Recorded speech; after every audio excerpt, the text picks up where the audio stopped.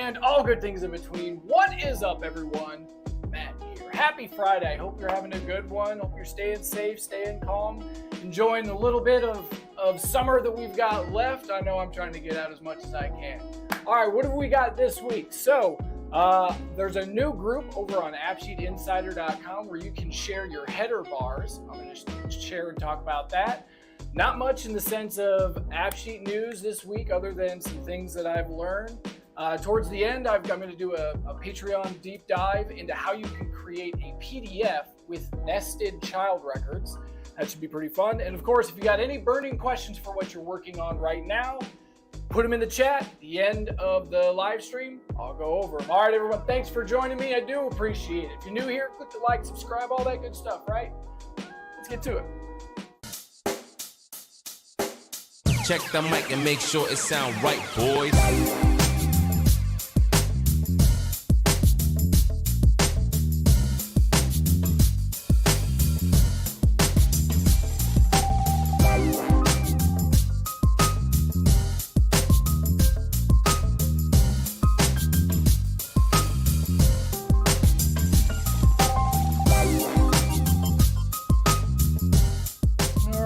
Thanks for joining, everybody. Yeah, it's nice to see you here. Always great. So, first thing I'm going to talk about is some updates over on AppSheetInsider.com. The newest addition is I've created a space, a group, if you will, where you can share your header bars, right? So, in the last stream, I talked about how you can use a show image as a header bar. I've got it as part of the standard starting template. It's just right there at the very top. I like it because it helps split up the monotony of just nothing but white screen and text fields on the screen for your app.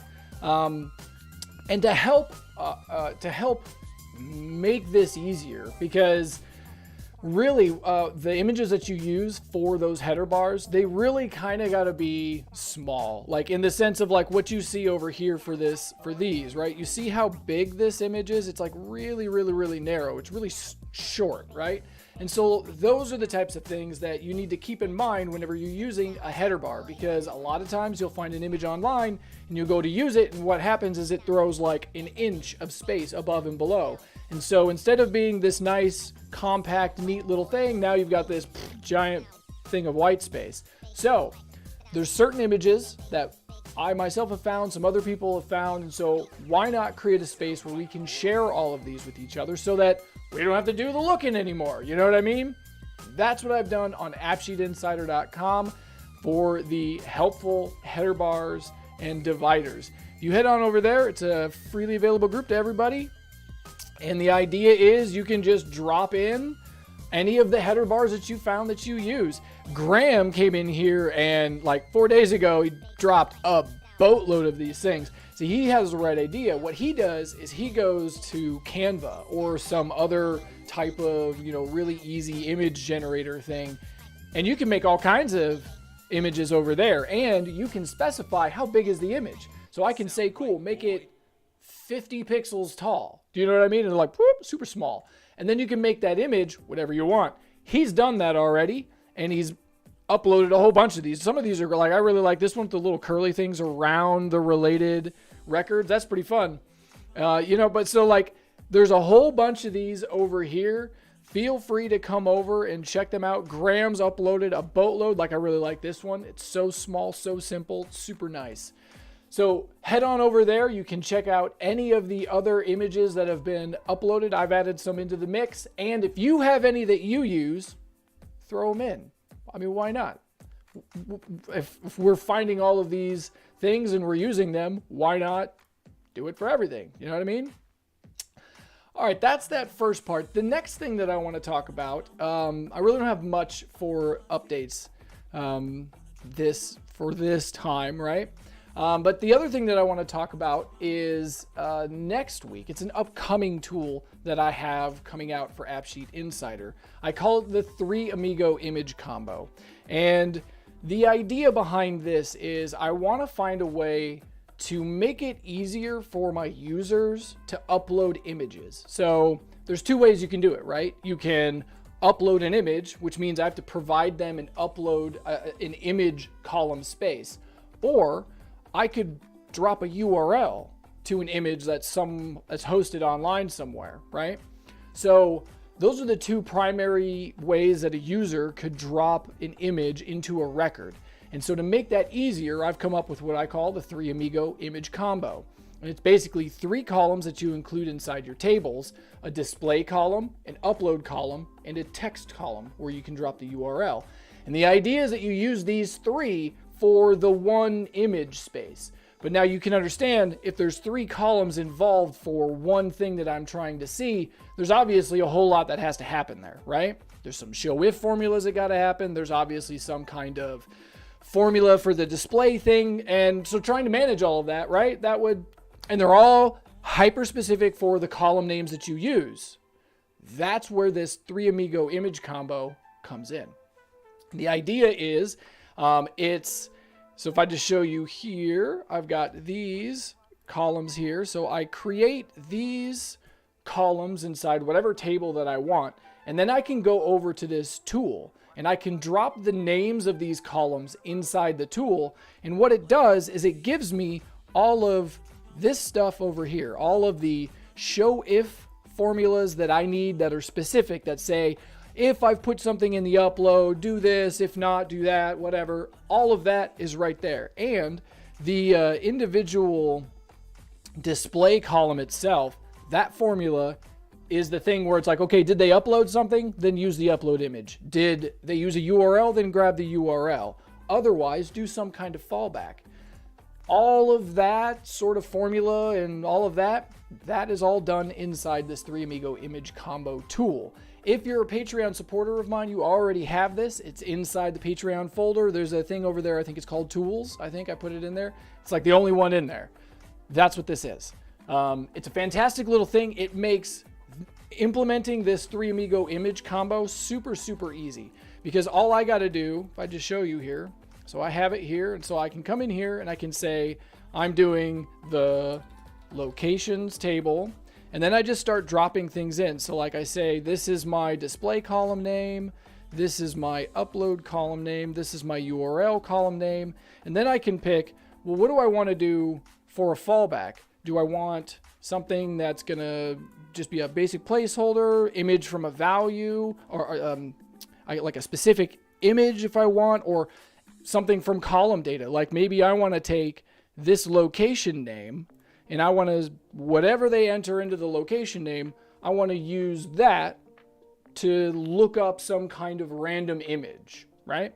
If I show you how this works, the image that will be generated by this record, if you come down here, right? So if you're familiar with Unsplash, Unsplash is a service that takes a keyword and it will provide you an image. So provide the word kitten, it'll give you a kitten. Cloud, it'll give you a cloud. Fill in the blank, whatever that would turn into. That'd be interesting. But that's the idea behind Unsplash. And so with this, you see now all of these formulas that I need in order to implement the 3Amigo image combo for my location table, they're all already done. All I got to do now, if you look at this formula here, so this is the show if formula. And you see it's taking into consideration the specific column that I used. So it's a specific show if formula that I can then just drop into my column settings. Literally just come here, copy this, come over here to my display, come in here, drop it, right? Rinse and repeat for all of these, drop in the display image. And then what I get, if I go and I show you this at the end, what you get in the end is something like this. So like if I go, I've got the ability to upload an image, or I can enter a URL. And if I don't do any of these, I'll just use clouds. There you go. The system literally just went to the internet and found some random image of a cloud because I entered the word cloud. That's the idea behind the 3Amigo image combo. I could have uploaded an image, or I could have dropped a URL there. Makes it really easy to get that sort of 3-column image magic super, super fast. Again, if you're already a Patreon supporter, it's in the folder. Just go check it out, mate. You're going to love it. It will be released on AppSheet Insider in the coming weeks. That is all I've got for this little front marketing section.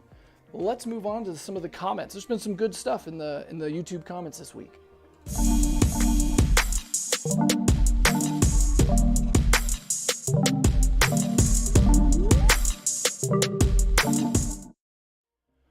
Okay, so the first one is going to come from Fabian Ruiz Ramirez, and he asks, can I make this a little bigger for you? You can't read the whole thing though. Bear with me on that one, right? It says, hi Matt, I've been watching your videos. They are awesome. Great job. I really appreciate the way you teach. I learned a lot. Perfect. My apps. Thank you very much. You're welcome. I have a technical doubt about one aspect of AppSheet. I have an app that is a sales point for a restaurant with multiple locations. So through this app, every location can administer their own order, status, delivery times, etc. The case is that we have at least 2 users, one for the receptionist who takes the order and payment, and the kitchen who completes the order detail with the products and recipes. My problem is the sync part. How can I get the kitchen team inside their AppSheet interface to be up to date without having to sync each 3 minutes to see if there are new orders? I know that AppSheet allows updating the data inputted from other users each 30 minutes, but as you can imagine, no client will be happy waiting 30 minutes because the kitchen team didn't press the sync button, right? Any workaround here is welcome. Thanks in advance. Blessings. No, blessings to you, my friend. So the solution to this is really really isn't a good solution to this, to be honest. I've actually worked with people in the restaurant industry where they were implementing this very same thing years ago. And still to today, there's really no good way to solve this within the AppSheet realm. Because like you're saying, like I have to press the sync button in order to get the data, or I have to wait for the background sync, which is only every 30 minutes or maybe a little often, or maybe, who knows? Obviously it's not going to work, right? So for me, the solution is not inside AppSheet. Like what I would do then is migrate to something else. Do you know what I mean? And maybe, because I'm not sure where you would go with that. I know all of the people that I ever worked with, they just kind of dealt with this. They just managed it. You know what I mean? One solution was you could push a notification to the device that's in the back of the kitchen, or another one, this is the one that I really liked. What they did was so their system also had like a time log system. So the system knew who was actively working in the kitchen right now. And so what they did is they just implemented, we'll put your phone number inside your user record, and when you're on shift, when something gets in, we'll just send a text message to everybody that's working in the kitchen. That way they all get it and they realize that something happened and they got to go press the sync button. But yeah, no, like still that's not really a very good solution. You know, what you'd really want to do is like, maybe you could, one group of people, they just displayed the Google Sheet, but they made it look nice. You know what I mean? It wasn't just the sheet. Like they took some time to kind of make it look nice, and it wasn't the raw data sheet. It was like a data import that was based on some criteria of like, it only showed the things that hadn't been marked as done yet. Yeah, but you see, all of these things are like workarounds and workarounds and workarounds. And there's really no good solution for this, mate. I wish there was something better that I could offer you. Sorry. The next one comes from Brad. Oh, Brad. He says, Matt, thanks for the hot linking system. I have implemented it for copying master products to venue products. You have another method for copying master products. However, identifying the destination value was a challenge. I didn't necessarily want the last venue added to be the destination. I know what you're talking about. I needed a retroactive solution. This is it. Yes, it is. When you put this video out demonstrating hot linking, it seemed the solution for my requirements. It is working great. I had some difficulty coming up with the expression to link the venue supplier, as it is a junction table And so I couldn't get the supplier field from the master products. I've combined 2 select statements. Perhaps there is a more efficient way of achieving this. Thanks for all the content. The best AppSheet channel by a country mile. You my man. The formula that you've got here is, no, it's not how I would do this. I generally never use select if I can get away with it. And if I do, I'm only ever using it in a place where it's not inside the app. It'll be on a server somewhere. So the server can take all the time it needs. I don't care. The thing I would do for this is, okay, so you're talking about hot linking, which is so like I can flag a record and that record then becomes a global variable inside my AppSheet app. And then from that, I can like do other things and that record is over there and I can say, cool, index out the ID or index out the whatever, or index out the, that's the key. When that record is held inside that global variable, you have access to the entire record, which includes all of the columns there. Now, if you need a piece of data from that record, but it doesn't exist inside the record itself, add it. This is one of the things inside AppSheet where data normalization standards say you should never copy a piece of data. If you already have the piece of data stored inside your database somewhere, never recreate it. Just like link the thing to the original piece of data, and you're good.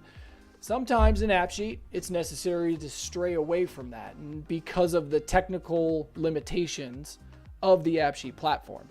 Meaning, because I can only dereference so far in a certain context, you know what I mean? Like, I have to have the value that I want at that level. Like, it has to be on that table that I need. So the thing that you could do is you could just, there's a couple of ways, right? One is you could add another column to your table that's the deref, that literally, maybe it's just a virtual column, so it's not storing anything, but then you get into virtualization, so maybe it's a better idea to physicalize it. Trade-offs.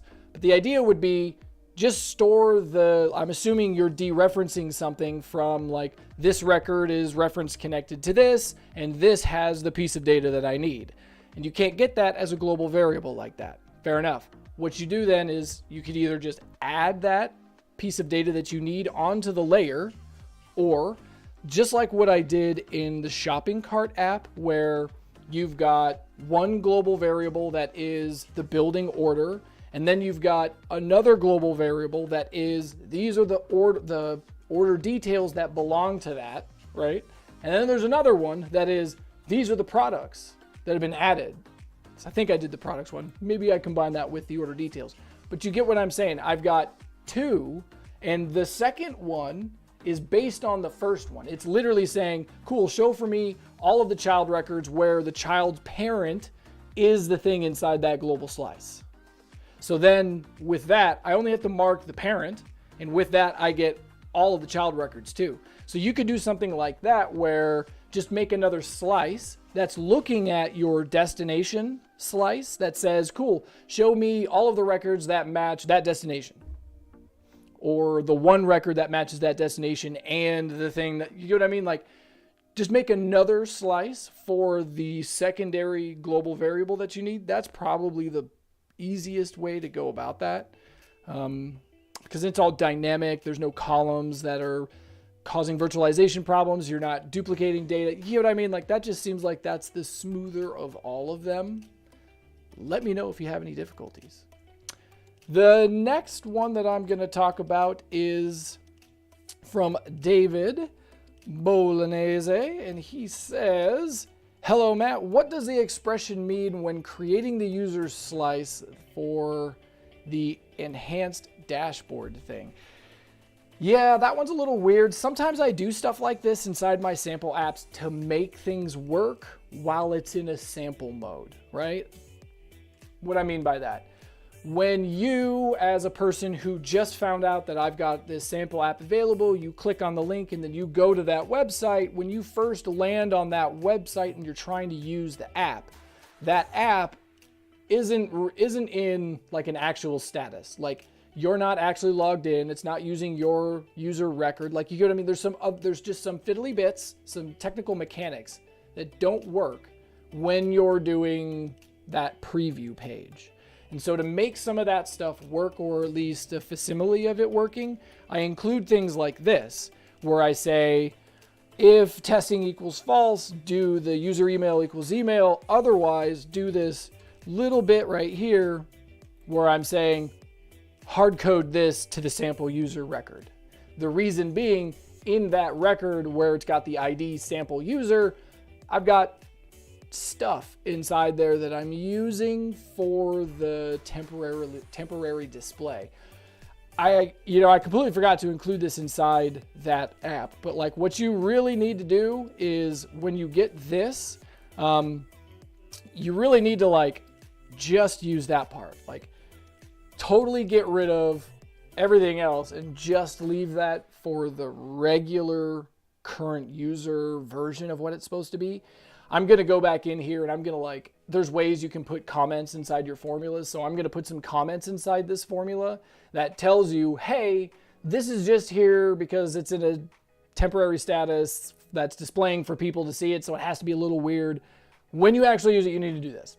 So thanks for bringing that up, bro. I appreciate when people throw out like, hey man, you forgot to do something. I do, because I got so many things going on that it's really easy for me to overlook something over there. That's all the YouTube comments. Next, we've got the weekly rundown.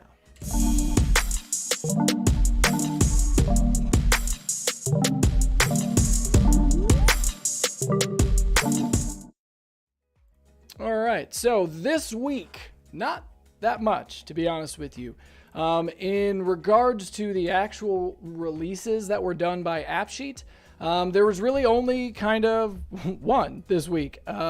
And that was that they've included certain elements for localization. So that's the ability for you to go in and say, oh, well, instead of saying the word save, I want it to say something else, and you can enter in whatever you want. Those things, they've added some more things into the mix. You've got things like, if I zoom in here, you can see it.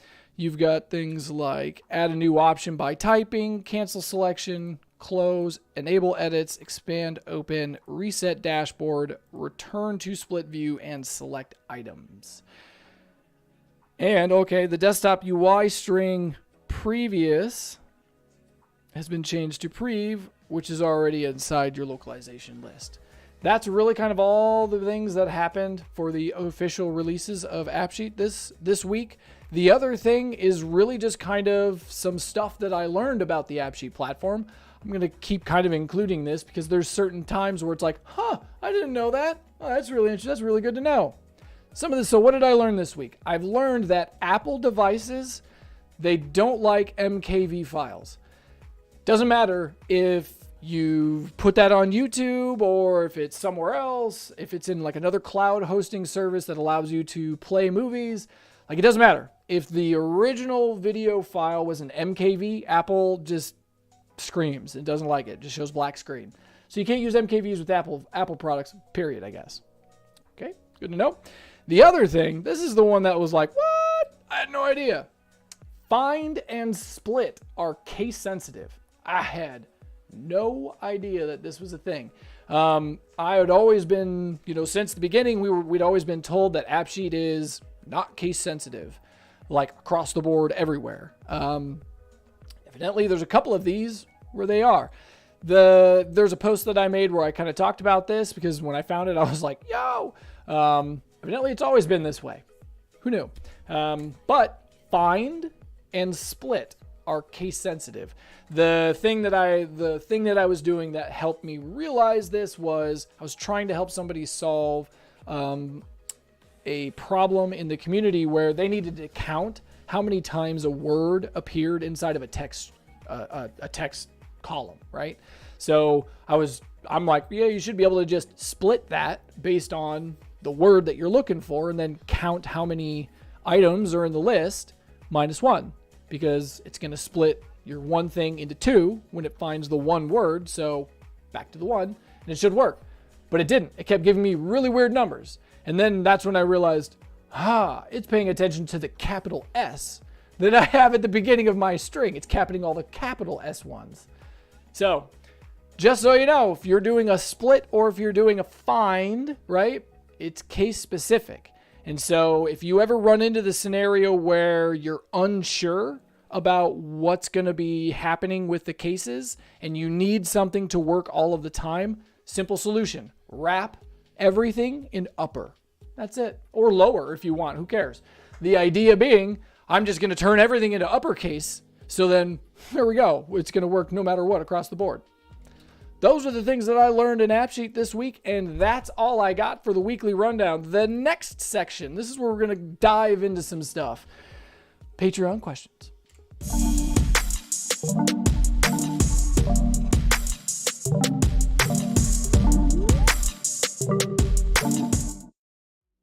This first one is all about a CSV. So if you've ever used that action where you can download the CSV, you may have noticed it gives you everything. Every column in the table, there it is. Most of the time you don't want that. Most of the time what you're really looking for is, I want basically the stuff that I see inside the view of the table that I'm showing people, not all the other stuff. Okay, so the way that you manage doing something like that is that you have to create a slice that only includes the columns that you want to export in your CSV. Then, wherever you're showing the table that you're going to export, right? You just need to change that table from whatever it is to the slice. So it'll be set to the root. If it's like a related order details, right?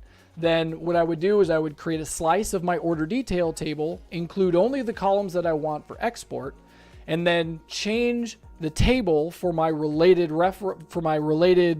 order detail, the virtual column on the parent. If you go into the settings for it, there's a, get into it here. Ooh, this might be a bad table to try and look at this from.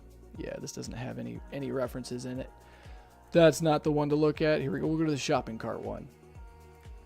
But the idea is that in your parent, so yeah, if I go to like order details, if I go to orders, if I come down here to my order details, right? So if I wanted to affect how the export of this table, like this inline table of the related order details, I just need to come down here and change this setting down here. This guy. So I make my slice that has only the columns that I want, and then I change this to that slice. Problem solved. That's how you do it. And then the export that you'll get will only include the columns that you've included inside the slice. Happy days. Kind of a workaround. I know it's, that's generally usually how it goes with AppSheet when you're trying to solve problems like this. It's usually not just like one thing. It's usually like, well, I got to do this, then this, then this, then this, then this. Then I get to the point where I want to be, and now I can do the thing I want. That is how you can clean up your CSV exports. The next thing that I'm going to touch on before I do a deep dive into Shopping Cart Part 8, is a universal sync action. So, a few weeks ago, I released a post to my patrons where I had found that there was a formula that you could use that's basically a universal sync action, meaning I can create this one action anywhere, doesn't matter where it lives, and then I can create other actions on every table that's a ref action that says, execute an action on a set of rows, and this is the thing I want to execute. Okay. I can execute that sync action. Like I can say I've got a welcome table, right? I can put the sync action, this universal sync action, on the welcome table. And then on my user table, I can say execute an action on the welcome table record that is the universal sync. And that from the user table will sync. How crazy is this? If I'm looking at a record, if I'm on a detail view and I'm looking at a record, it'll sync to that detail view. If I'm on a table, it'll just sync, like wherever you are, you go right to the same place that you are, but it includes a sync. And it's a universal thing that you can drop anywhere. Let me show you. I've included the formula for this on a space on AppSheet Insider for helpful formulas. There's a link down in the description of this video where you can get this little formula, this little guy right here. That's the thing that you got to use. And the setup is, right, drop that formula inside one table somewhere, and then you create ref actions that call that everywhere else. If I can show you how to do that really quick, right? So if I come here, I've got this shopping cart app that I'm going to work on here in this next segment here. I come in here and I say, all right, let's put it on the onboarding table. That's a good spot to put it, right? So on the onboarding table, I want to go to another view within this app. I'm going to go to AppSheet Insider and get that formula. So we go hopeful formulas. And then this guy is right here. I'm going to put that inside my action. Good to go. I'm going to call this universal sync. I don't want to see it. No siree. All right. I've got this universal sync action built on the onboarding table. Fun. What I want to do is I want to put the sync. I want to change. Here we go. If I remember right. Yeah. This order. Where's the order table? Yeah. This order has a sync action in it already. All right. So what I want to do is I basically just want to change this so that instead of it doing this, right? Instead of doing it this deep link, what I want this to do instead is I want it to call this action on the onboarding table. So from the orders, execute an action on a set of rows on the onboarding table. Doesn't matter what it is. So I'm just going to do like list index, and then I'm going to get the list of all of the IDs from the onboarding table, drop the table name, and inside square brackets, drop the ID. From that, I'm going to grab the first element and wrap that in a list because it has to be in a list. With that, I want to execute universal sync. And that's all it takes. That action now is going to execute from the onboarding table. How crazy is this? So if I come here, let's see, what do I have to do in order to kick that stack off? I don't remember. It's the save? No. But if I add in the sync onto the save of the order. Oh, I remember. It was the button. That's right. I'm going to take that back out then. Yeah, it was this stack complete. Yep, set complete and sync. So, oh, look at that. Oh, look at that. And the order isn't there because it's no longer a thing, but we're still looking at the building order dashboard. Because if you look down here, so the view that I'm still looking at, the one that we're actively looking at in this view right now, is the computer building order dashboard, which means that when this system did its little sync, it didn't take me to the onboarding table.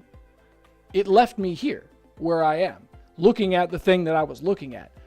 But because of how the system is built, the record, since it's no longer building, is no longer in the view, so I'm looking at an empty view. Completely universal. I can then come here, and that action that I made, this universal syncing thing, I can copy this to the customer products.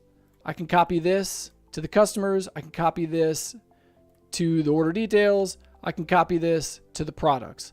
Every single one of these, every single one of those actions that I just made, they all work. They all work exactly the same way as the thing that I just showed you how it works. Doesn't matter what table you execute this universal sync from, it just works. So instead of having to like make a sync thing for this, make a sync thing for that, make this one universal sync action on whatever table, doesn't matter, put it at the top. Do you know what I mean? Like first table on the list, put it on that one. That way it's easy to find. It's at the top of the list, right? Do that, and then you make these ref actions and you just copy them to all your tables. Done. Done. Done. Done. Ah, do you like it when things work? Oh man. That's how you can execute a universal sync action, implement a universal sync action inside your system.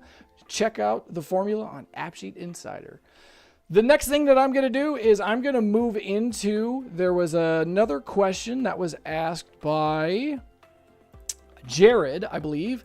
This one wasn't actually posted. It was more like he asked me when we were talking, but like, how can I group products under the same category when I'm printing a PDF?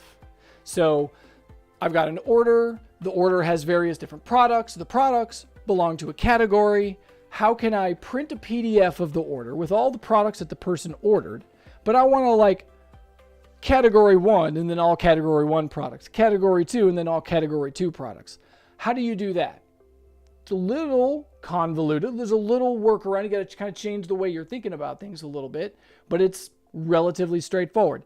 The key to making all of this work is that you've got to have, just like you have a list of products as records in a table, you have to have a list of the categories as records in a table somewhere else.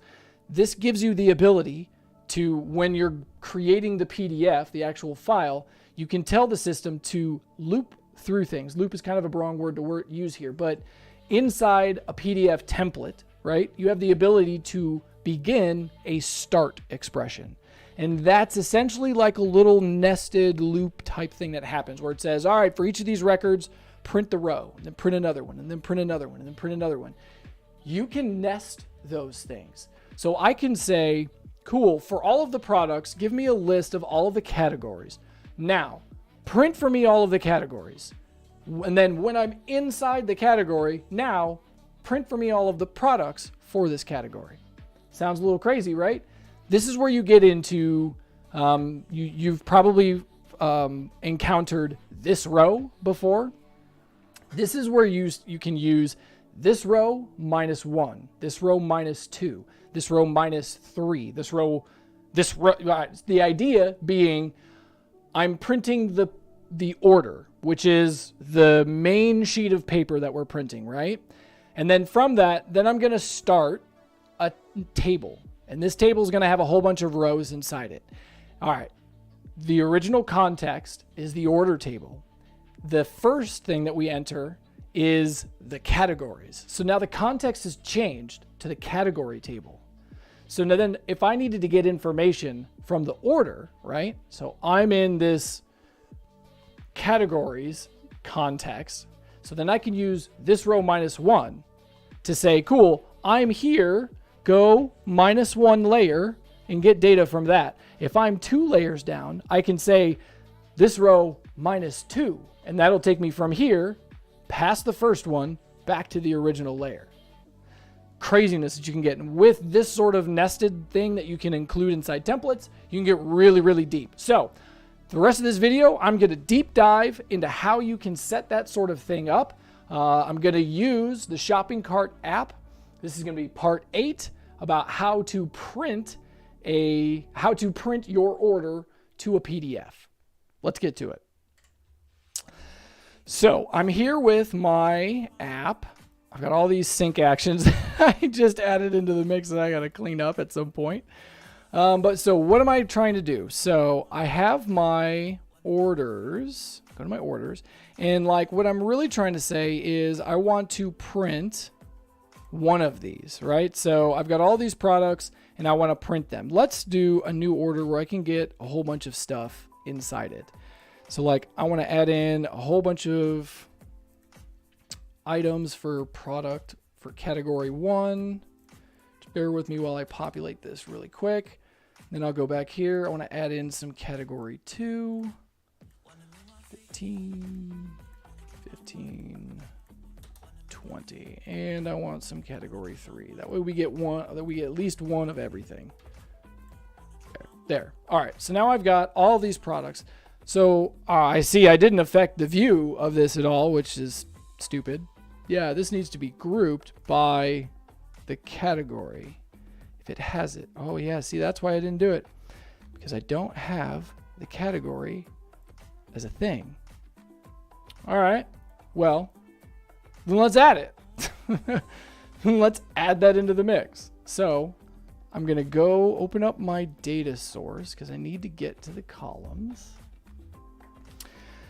What am I really talking about? I'm really talking about on my line items, I want to add the category that the product belongs to. So just like earlier, I was talking about sometimes with the data normalization, you need to step away from the rules. The rule being never duplicate a piece of data, just connect the thing that's already there. Never recreate, never reproduce the piece of data, just connect it. With AppSheet, sometimes you have to. And this is one of those instances, like because I want to see the category, I need to recreate that piece of information on the layer that I need to see it. So on these line items, I have to have the category that the product belongs to on that layer, on this table here, on the order details. This is where I need that column. So I don't have it. So what am I going to do? I'm just going to add the virtual column in. I'm going to call this product cat. Product cat. And this is literally just, we're saying, go to the product, go back to the products, get the category. Literally just dragging that from wherever it was here. And this now gives me that piece of data that I need so that I can use it in my table here. So if I save it so it propagates. Now, if I go back to my view, go back to my, let's see, go back to the detail view and the line on, oh, I can't get to the thing because I don't have a, well, that's not very helpful at all. Oh, where'd it go? Oh, it's way down here. Whoa, look at that. Look at that. Whoa. All right, that's new. Anyways, sorry. Squirrel. So I want to order this by the category. There we go. And now when I look at things, yes, that should have been done in the product category app. My bad. Sorry. My bad. Okay. Now the idea that I'm really trying to do in this video is I've got these line items that are separated by product category. I want to print the PDF of this order the same way. Easiest way. Once you have your columns set up in this way, where, hold on, let me get to it, where I've got my parent table, and then on my parent, I have the list of ref rows to the child table. Okay, when I get to this point like this is when things get easier thanks to AppSheet. All I've got to do is go to automation and create a bot that says, you know, like print order, sure, whatever, where like the trig equals, okay, we'll do it where order equals complete, right? And so I'll do this one where it's an update on the order where, and we'll do some fun stuff. Why not? This row before dot get the status. This row before dot order status equals, what is it? Building, I believe. I'm going to go check these. And then this row after equals complete. All right. I'm going to go check and make sure that these values that I'm using are the right ones. This is a very good thing to do no matter what you're working on, right? Go back to the column, building and complete, right? Like, because I could have used completed maybe. And like the only difference is a damn D. So now, if the status was building, but then after the change, it's moved to complete, then I want this to kick off. And what do I want this to do? I want this to make a PDF of order, right? And we're going to run a task where we are going to create a new file on the orders table, the type of a PDF. And this is where the magic comes in. You just click this create button and AppSheet will create this template for you with the bulk of all the work done.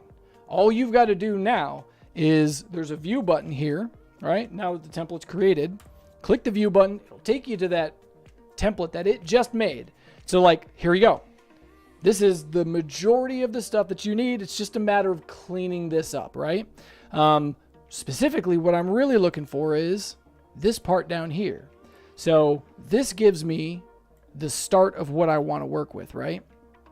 I'm going to go through and like clean all of this sort of stuff up later on. Right now in this video, I'm just going to focus on how can I create this nested type of situation, right? So what have we done right now? I've simply gone to automation and pressed the create a template for the order table, right? The thing I need to do now is I need to change this table and add a layer above it, right? So if you think about this, the start expression is on like row number 2 of this table.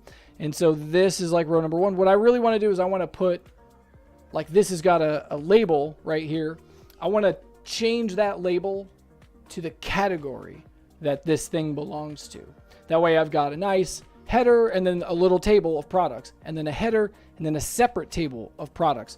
You could combine these together inside of a single table so that like the header was like a row inside the system. Maybe I'll go over that after I get this first one done, maybe. But for me, I want to separate them out individually. So I'm just going to get rid of that header. And of course, like whenever you're working with a template, the first thing you need to do is Control A everything and go up here, make it single, add a space before, remove the space, add a space after, remove the space. Good to go. Now we're basically back to normal now. Nothing. Oh, and the other thing you should do is come here and turn everything to normal text, because none of these things work. Like they kind of do, but not really. They don't do the actual thing that you're hoping it's going to do. You just got to brute force regular back in like 90s fashion. Okay, so what are we doing here? What I really want to do is I need to start a start expression before this table. A start expression that says, list for me all of the categories from all of the products. So the easiest place that I do whenever I need to work on one of these formulas for a template, like it's difficult to work on these formulas in the template because there's nothing to validate whether it's working or not. So go back to your AppSheet app, go to the table that is the thing that you're working on. Now this might mean that maybe you're not going to the root table. Maybe I'm going to a secondary table because that's where I'm actually processing things when I'm in the middle of this sort of workflow. You follow what I mean? The idea then is I can come in here and go back to my app, go back to my tables, and this will be from the order perspective on this one. So what do I need to do? I need to go up here into the formula, and I need to create a list of all the categories from the order details. So this is where you can just create a list dereference. So I've got this list of related order details here. I can insert that. And then if I go to my order details table, I'll need to do it over here because it's virtual. I go here and I say list for me all of the product categories. Just like that. Wait for it to validate. Boop, boop, boop. Done. Oh, you know what I need though? Oh yeah, I forgot to add this into the mix first. I've got to have those categories as a table down here. And I don't have that. Yeah. So like I have products, orders, and but I don't have product categories. So that is the thing that I need to add in. So I'm going to add a new table down here. I'm going to call this product. I'm just going to call it categories. Categories, right? And the idea is literally just like, what's the category and like, what's the cat ID? Like it's always generally a good idea to have 2 columns in your tables, one for the ID, one for the value, even though maybe what you're going to do is just copy the value that they enter into the one into the other. This helps you if they make like typos and things, right? All right, so I've got my unbelievably simple category table here. So what do I want to do is I need to go get my list of categories. I'm going to populate that here. And this is really simple. Cat 1, Cat 2, Cat 3. Oh, that's nice and simple. So like Cat 1, nope, Cat 1. And I should be able to just, yep. And and I'm going to copy that over here. Hey, I got my category table. So I need to add this. So I'm going to delete that, delete this. We're going to go back here. I'm going to save this, get back to a point to where I can get this new table. There it is. Add that table. All right. After you add the table, the key here, right, is that you need to go back to your products table and you need to set the category as a reference to that table. This way, when I look at the category record in the system, I can see a list of all of its products. This is kind of key because I have to have that list of the corresponding products in order for the other thing to kind of match the list for what's in the, you know what I mean? We'll get there. All right. Go to my columns, go to my products, go to my category, right? And instead of this being an enum, I want this to be a hard reference to the categories. I'm going to do the same thing inside my order details, this product category. I don't want this to be a hard reference. I'll make this one a soft reference, but it still needs to be a reference to the categories because it needs to be that entity table of like the records that we can loop through. The key, you may be asking yourself, why is it necessary to do all of this? The reason is because the PDF template thing that prints, that runs through all the records, it needs records in order to like process through them. It needs the actual record in the sheet in order to be like, oh cool, I'm going to do something with this. I'm going to do something with this. I'm going to do something with this. It needs things to do that with. That's what this table is that we just made. Everything's integrated now. Okay, so what I can do is now that this works, like if I show you, if I go and I make a view for my categories, right? Put it in the menu, right? So now I've got these categories and I can click on them and I can see the products that correspond to them. Cool. With this in place, I'll save that. Now I can come back here to my template and I can start doing things with that table that I just made, with the category records that are used. So the first thing I need to do is I need to get that list of the category records that correspond to the categories from the order details that I ordered. You with me here? So we go order details, or I'm sorry, no, we go orders, and then go to the new virtual column, and I'm going to call this order categories.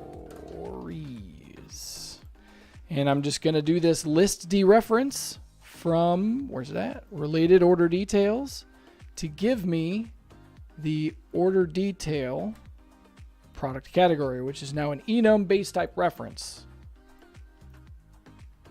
Wait for it to validate. Come back here. Yep. Now I'm going to, this is a key thing. You see how the system set this to a base type enum. That's because the system is actually an enum column and it kind of got it right, but I don't need it to be that. I need it to kind of skip that and go all the way down to being the reference here. And so if I do this, right, and I don't need to see this order categories because I'm just literally going to use this, copy it, do it, save it. I'm literally just going to use that back. Oh, what don't you like? What don't you like? Oh, duplicate color. Oh, duplicates. Oh, my bad. Order categories. Oh, do I already have this somewhere? Oh, that's the filter that I used. Oh, okay. Oh, yeah. Okay. Fair enough. Order PDF categories. Ah, what happened? Hey, mate, what did you just do? What did you just do? Y'all saw that? Y'all saw what this thing just did? Oh, no, don't do that. Oh, we got to undo. Okay. All right. What I'm going to do, I'm delete that. Okay. This should be in that. Yep. Okay. Now all my settings over here. Yep. Okay. Those are all fine. So don't duplicate your columns. Oh my God. Order PDF categories. There we go. And the order detail, the listy reference of the categories, and wait for it to save. Always wait for this to validate. When you're making a virtual column, you always got to do that the first time. This is nope of the categories. I don't need to see it, and I'm gonna copy this. Okay, happy? Hey, green state. Awesome. Okay, what do we need to do now? Back to our PDF, right? And just like I've got this sort of start thing going on, I basically need to do the same thing for this other list that I just made. All right, so literally start and then drop the name of that column there. Okay, so when we do this, this is going to cause the system right here to change context. This changes it from the order, which is everything like that. This main piece of paper is the order record, right? This start expression just changed the context from the order record to whatever the first category record is inside the list. Now, I can already see, like, I want to put these in order. I don't just want to list them because they could be listed in not the right order. Do you know what I mean? So what do? Come back here, and I need to wrap my, I'm going to make some space to work here. I'm going to wrap my column bit, right? This little guy. I'll clean this up, but I'm doing this so you can see what I'm doing. I want to wrap this in an order by, right? So order by that. Now that's a list of these category records, and I want to order them by the category column. I come here, put category, oops, that way, and close my order by. Okay, so that now takes all of those category records, puts them in order based on the name. So now we have category 1, 2, 3, 4, 5. They'll be in alphabetical order, right? So the thing I need to do now is, what do I want to see based on that category? Well, there's only one thing. I just want to see the name, right? So drop down to the next name, the next line. Remember, we're in the context of the category table. So like I need to enter that column name here, just like a regular, oops, I keep that way. Yeah, there we go. Just like a regular column, not with a curly bracket, just like a regular column like that. Because like when I'm up here, this is all the order, but when I'm past this start expression, I'm now in the category table. So I just drop the name of the thing just like normal because I've changed the context. All right, so now this is going to turn into that name. So I want it to be like bold, underlined, and like really big. Something like that, right? So we'll have like category 1, and then it will start. I'll bring this down here like this. And then it will, then this will create this table. It'll start this start expression, which we need to modify. And then after that, I want like a space, just one extra line. And I want to end my start for that. So now this whole section will be recreated for every record in the for every category that's included for all of the products of the people that the person has selected in the order. Woo! Yeah, man. Now, how do I modify this? This is really kind of the key. How can I get that start expression for the actual order details to only show me the items that match the category that the system's working on? Like, how do you do that? How do I tell the system, cool, you're working on, you know, record number X, so get everything that matches record number X. This row -1. So if we come back here, this is where we got to do something else, where we got to say, okay, so we're going to start. This is where I think I'll do this down here so that you can kind of see what I'm doing in the white space, right? Generally, the easiest way to do this, go back to brute force. Literally, I mean, we're on a server at this point. This isn't running inside of a device, so efficiency isn't really a thing that I need to kind of be worried about here. So we can just brute force this. This is usually the easiest. There's other ways you can get around it, but for simplicity's sake, for, you know, the sake of time, we're approaching the end of the live stream. This is what I'll do. So what do I want? I want to select all of the records from the order details. So just go to the order details table, copy the name of the table. Oops. Put it in my formula. I need, out of the order details table, the ID column, all right? Because that'll give me the actual column that I'm looking for. Then we drop into an and statement where we say, and the category of this product. Okay, so we're gonna have to, oh yeah, it's the virtual column where, hold up, let me get it. Go to orders, go to order details, where the product category equals, this row dot product category. No, I'm sorry, Jesus. Product category equals this row dot the category ID, because we are in the context of the category records. That's what's going on when we're inside this whole thing in here. We're in between this start and this end. We're in the context of this category table. So this row is referring to the category ID. And so just like this, close the and close the select. So what is this doing? This is saying, go to the order detail table and get for me all of the order details where the product category is this product category, where this row dot product category, that is literally this thing up here. That's what that does. Okay, but you've got to tell that where it's supposed to go. So I can't just do this row because I don't need it to go all the way back. I need it to stop. Just go back one, right? Not all the way back. I'll just go back one. That's where that -1 comes into play. So I come in here and I literally just drop -1 inside there. Just like that. That tells the system, cool, we're on some nested layer. Go one layer back and get some value from that thing over there. So that's how you can get the one layer back. We've got to do one last thing, right? So this line here matches the product category to the category that the system's actually processing. But we also need to match the order detail itself, right? I only want you to show the order details that match for the order that I'm printing, right? So where, again, now when we're in this select statement here, we've switched context to the order details. And so what I'm really trying to say there is, so if I go back to my order details, where the, I just forgot what I was doing.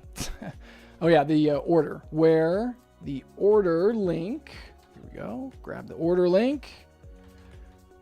Again, I keep forgetting that. The order link equals this row dot, okay, now this row, now on this one, I'm not including any kind of number bit.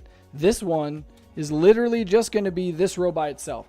When you do something like this, what this tells the system is when you're in a workflow setting, when you're in a template setting like this, and you say this row, what you're telling the system is to go all the way back to the very start. Like when you first started printing this PDF, there was something that we were in the context of, the order. When you say just do this row, it goes all the way back to the top. If you don't want it to go all the way back to the root, right, and you just want it to go back one, this row -1. If I'm 3 layers down and I need to get something from layer 2, it's -1 because I'm on 3. So I go -1. If I need to get something from here, it's -2. If I'm here, -2 to this layer. You follow me? Like you can do that to any layer depth that you want to go. I've created some really crazy things that were like 5 layers deep where it was like, look in this thing and check that and where it matches this and that over there. And I couldn't believe what was going on. And it totally worked. So let's finish this off. This row dot order ID. So if we go back here, we go to the order table, get the name of the ID column for the order and drop it there. This select formula has 3 different contexts inside it. Holy crap. Yeah, man. So what are the 3 contexts that we have here? Okay. First, the select statement itself is the order detail table. But then we're also saying but go and look at the category for the thing that we're processing. And also go and check the order. So we have order details, category, and order itself. All three of these table contexts are being implemented, being taken into consideration when this select statement is going through all the order detail columns, records, and finding the ones that it's supposed to have. You could do this any level of depth. Now you take this select statement. Now this select statement, you won't be able to get this to validate inside AppSheet. It won't work because you've got this row -1 that doesn't work inside the app. This is only a template thing. Okay, so I'm going to take this formula, I'm going to cut this out, and I'm literally going to put that inside my start expression. That was where I originally had my related rows for the related order details, right? That is that virtual column. It's essentially kind of the same list, but now it's specific to all of the specifics of what's going on. All right, let's try this, right? Let's see if this works. First thing we got to do is come to automation, come back here, and let's see. We got to do something just so we can make like an arbitrary change. There we go. Now I'm going to do a save and verify. This is a thing that a lot of people miss. Whenever you're working on a document, specifically a template, a PDF builder, a CSV builder, an HTML, anything that's producing a file where you've got some external thing that the system is using to build that thing. Okay, whenever you do something on that, you need to come in here and you have to do a save and verify. You can't just do a save. The save, the regular save by itself, doesn't check the integrity of the external files that you've connected to your app. Save and verify checks the integrity of all of those things. And what I mean is, like when I save this, so if I come back here, when I come back here, when I do a save and verify, what this is doing now is it's going back to this template that I made up here, and it's running through all of that code and everything and making sure it's okay. Clearly, I've got a problem. That does not like, it doesn't like my contextual situation that it's got going on. So let's go back, pull this out of the space, close, pull this out of the space and debug it and see what the problem is. So select for me where the order details okay, so this should be, okay. It's all about making sure that this row stuff is in the right place. So if we go back here, you might have to stick with me a while while I debug this thing to see if we can't get it to work, right? So order details, product category equals this row -1 dot category, cat ID, and the order link is this row dot order ID. Okay, I'm pretty sure that's right. So let me get my mind in the right space. So I'm on the order and I'm saying, cool, print for me all of the categories. Then from the category, print for me all of the order details that are in that category.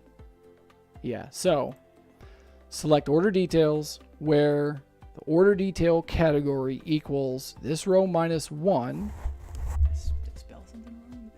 This row -1. Nope, that's the way it should be.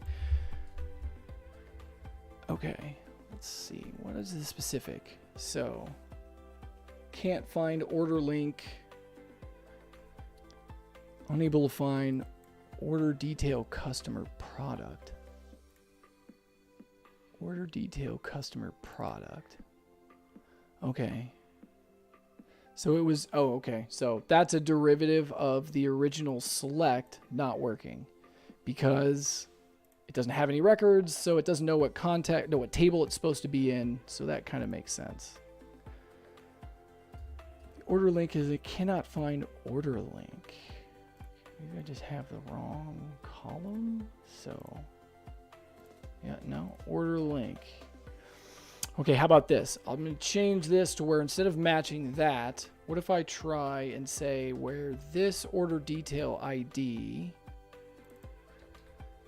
where in order detail ID,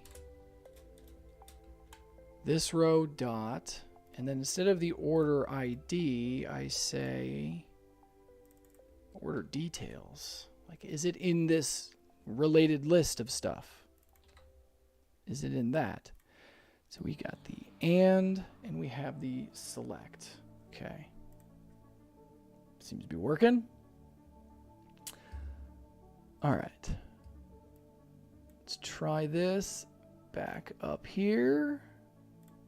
So start, order PDF categories. Let's make sure that order PDF categories is a ref to the categories. Good to go. Then from that, we will print the category name, and then we will start, select order details where the print equals this row minus 1 category ID, because that should be the category for, go back here, category ID. Okay, let's see if this will validate. We got to do some kind of change and do a save and verify. We'll see if we can't figure it out. Sorry about that. Need to switch over to this one. I've been sitting on that other screen for a while. Nope, still doesn't like that. What does it? Unable to par. Oh, number of open and close is wrong. Did I mess that up? Oh yeah, I need to close the in statement. My bad. Yep, that would definitely be wrong.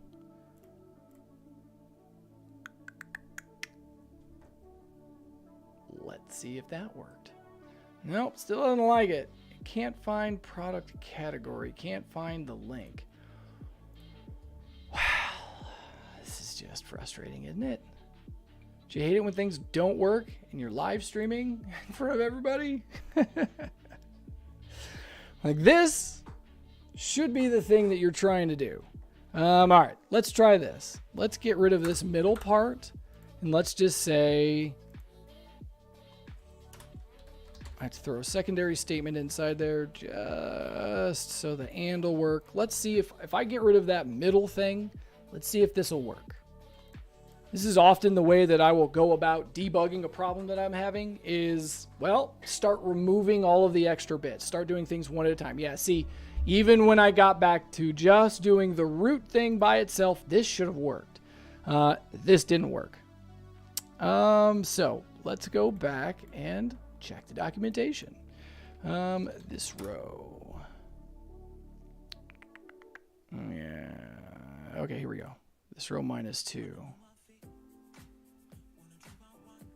Yep, see, this row is the top level. This one is up 1 level to the parent. Yeah, man. Yeah, man. See, this is what I'm saying. Like, this looks like it should be working.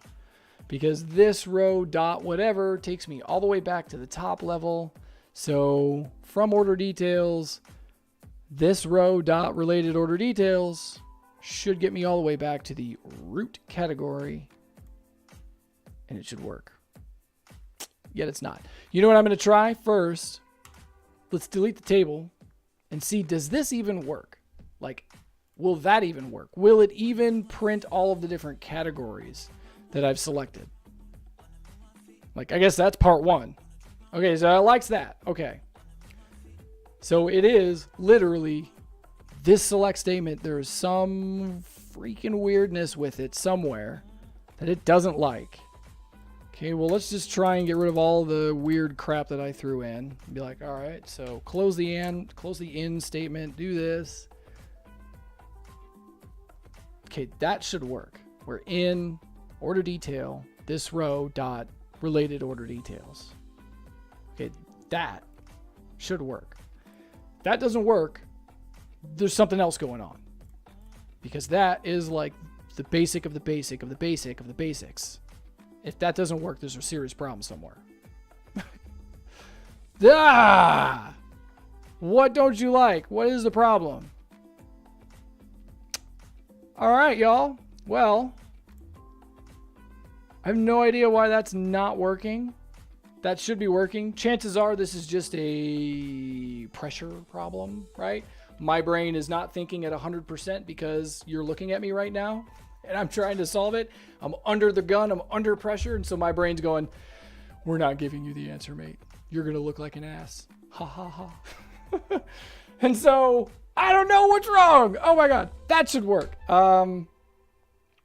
There's some fiddly little bit that's not in the right place. That's causing this to, most likely what's going on here, usually when you run into a problem like this to where it's like, nah, mate, this should be working 100%. Like the formula is 100% correct. There's no syntax problems. There's no context problems. There's no nothing. Everything is right.